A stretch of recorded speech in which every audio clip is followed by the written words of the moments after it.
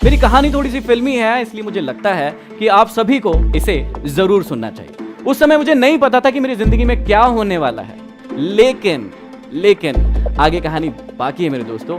मैं दिन भर सोता रहता, रोता रहता, परेशान होते रहता, लेकिन मैंने किसी को कुछ नहीं बताया। और एक दिन सुबह मैं घर छोड़कर चला गया। तीन ऐसी बातें जो आपकी जिंदगी में यदि आपने फॉलो कर ली तो आपको जिंदगी में सफल होने से कोई इंसान नहीं रोक सकता।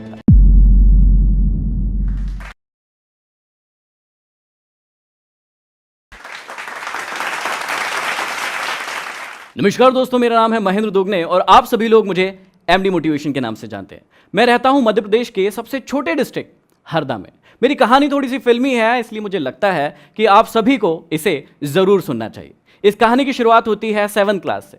पढ़ने में बहुत ही गधा, उल्लू का पट्टा, डफर, कुछ भी कह सकते हैं आप। ऐसा था मैं 7th में। जैसे तैसे मैं क्लास पढ़ ही रहा था कि मुझे सप्लीमेंट्री आ गई 7th क्लास में, और उस क्लास को जैसे तैसे मैंने पास किया। आगे मेरी कहानी यहीं रुकने वाली नहीं थी, कहानी की तो अभी सिर्फ शुरुआत हुई थी। मैं आगे 8th क्लास को जैसे तैसे पास करके 9th क्लास में पहुंचा, और उस समय एक्सीलेंस स्कूल की शुरुआत हुई थी।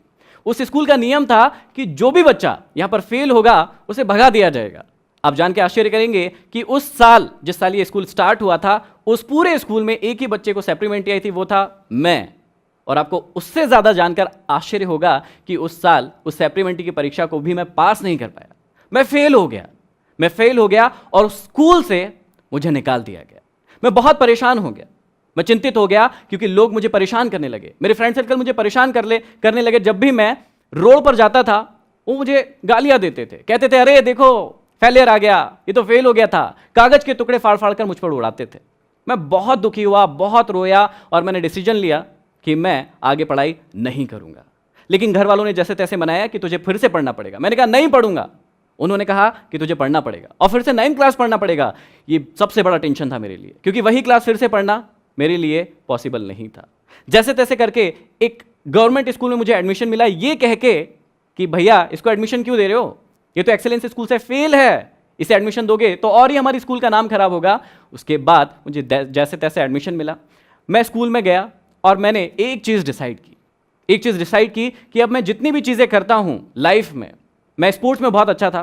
1500 मीटर जो रनिंग होती है उसमें मैंने स्टेट खेला हुआ है, जो खो खो होता है उसमें मैंने स्टेट खेला हुआ है, एनसीसी में सीएसएम था, बहुत सारी दूसरी एक्टिविटी में मेरा बहुत मन लगता था, लेकिन सिर्फ एक चीज़ में मन नहीं लगता था, और वो थी मेरी पढ़ाई।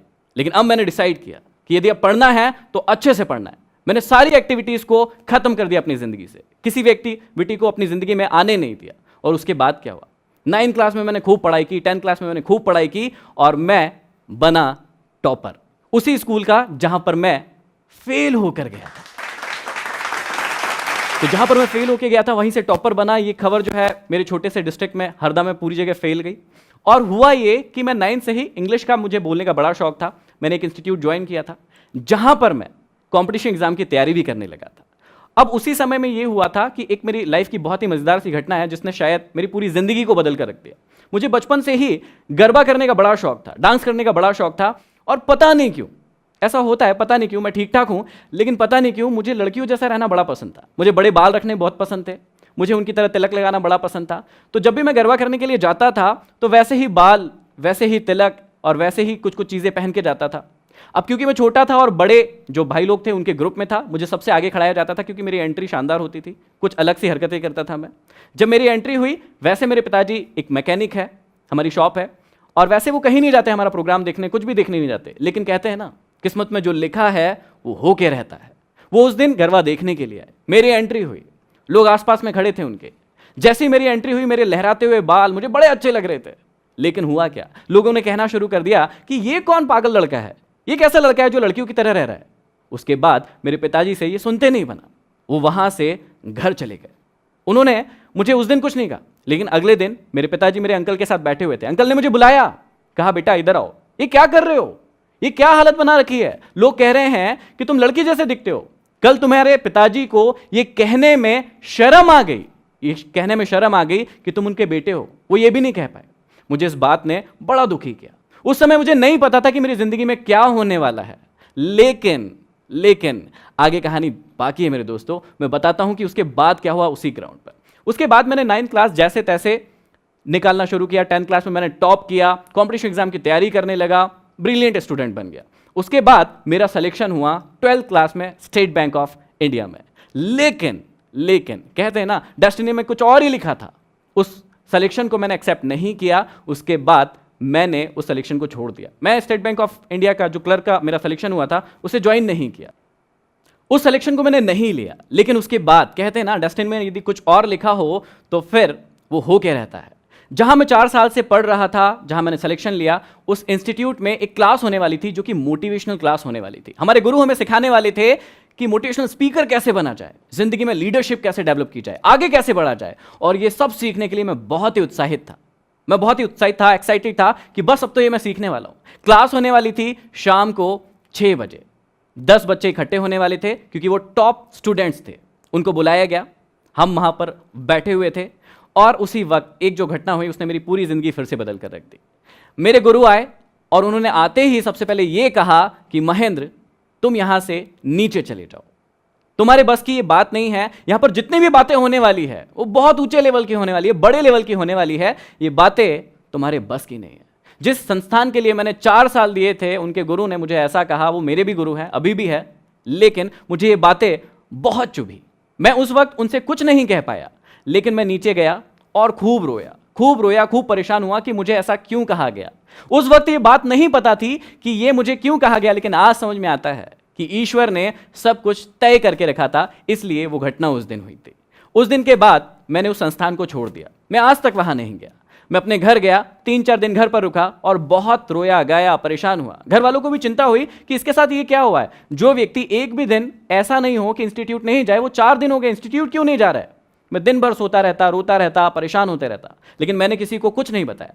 और एक दिन सुबह मैं घर छोड़कर चला गया मैं घर छोड़कर, और उसके बाद 1 साल तक अपने घर से बाहर रहा।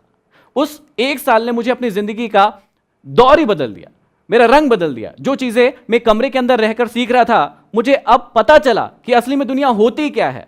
मैं रात भर काम करने लगा, कॉल सेंटर्स में काम करने लगा, दिन भर गैरेज। मेरे पिताजी मैकेनिक थे, तो बचपन से ही मुझे गाड़ियों का काम करना आता था। पैसे कमाने के लिए मैं दिन भर गैरेज पर काम करने लगा। इसका रिजल्ट ये हुआ कि 1 साल में मैं इतना वीक हो गया, इतना कमजोर हो गया कि बस मरने जैसी हालत हो गई। मैंने सोचा मरने से अच्छा है कि घर वापस चला जाए। मैं घर वापस आया। घर वाले खुश हुए कि चलो लड़का वापस आ गया।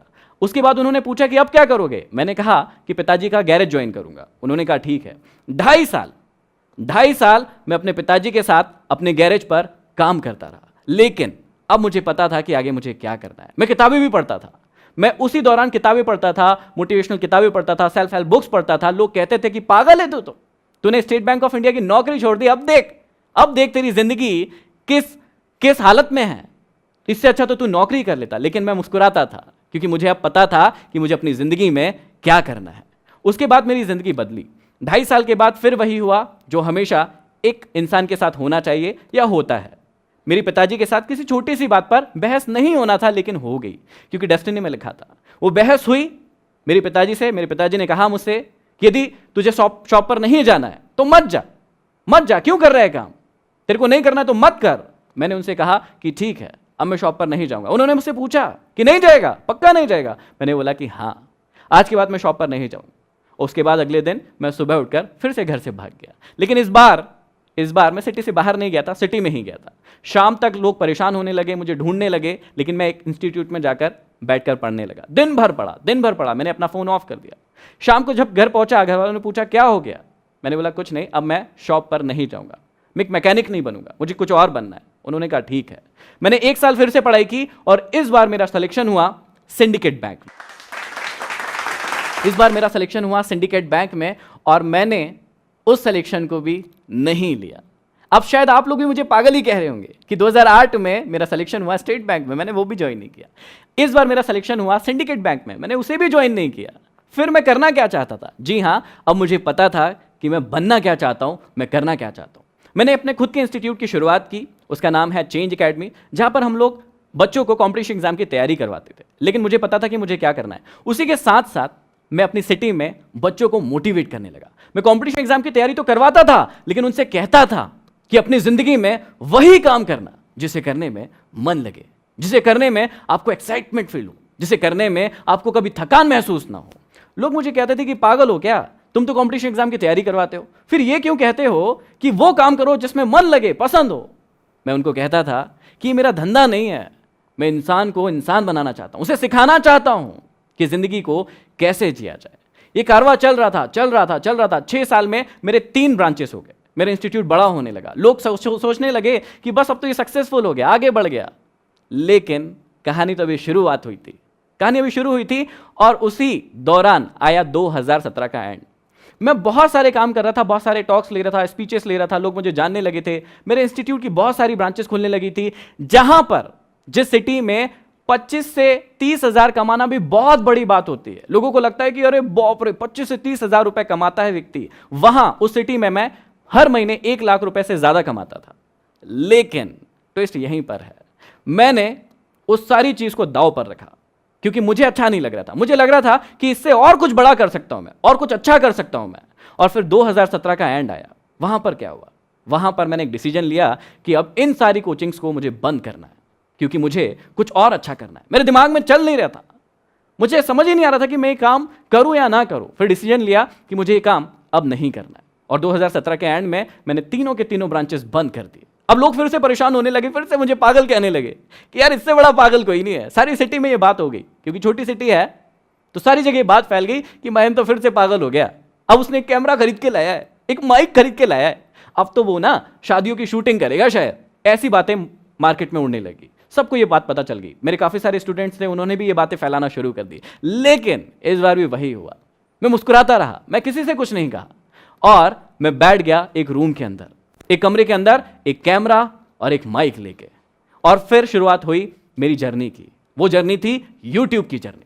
मुझे पता था कि मुझे अब क्या करना है, मैं आगे बढ़ता गया। मैंने 4 महीने वीडियोस बनाना शुरू किए। शुरुआत में ये बहुत कठिन होता है, क्योंकि जब वीडियो डालते हैं तो यदि आप यूट्यूब से हैं तो आपको पता होगा कि व्यूज नहीं मिलते हैं, लाइक्स नहीं मिलते हैं, लोग उसे शेयर नहीं करते हैं, बड़ा दुख होता था। लेकिन मुझे अपने आप पर पूरा विश्वास था, मुझे पता था कि मुझे क्या करना है, मुझे पता था कि मेरी मंजिल कहां है, मुझे अपने आप पर विश्वास था। और इसी प्रकार मैं 4 महीने तक उसको जारी रखता गया।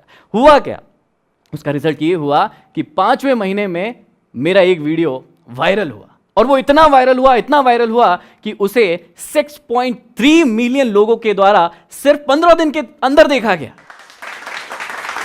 सिर्फ 15 दिन के अंदर 6.3 मिलियन व्यूज मिले, और मेरी आवाज हर हिंदुस्तानी तक पहुंच गई, और लोग मुझे मेरी आवाज के कारण जानने लगे, लोग मुझे एमडी नाम से जानने लगे।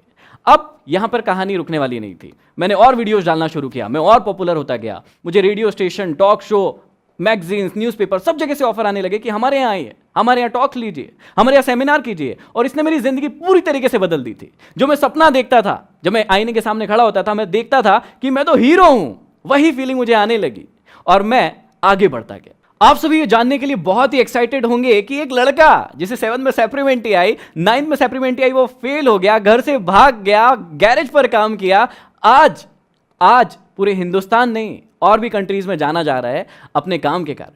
तो ऐसी कौन सी सफलता की ट्रिक्स है, टिप्स है, जो आप लोगों को यदि मैं बताऊं तो आप लोग भी अपनी जिंदगी में सफल हो सकते हैं।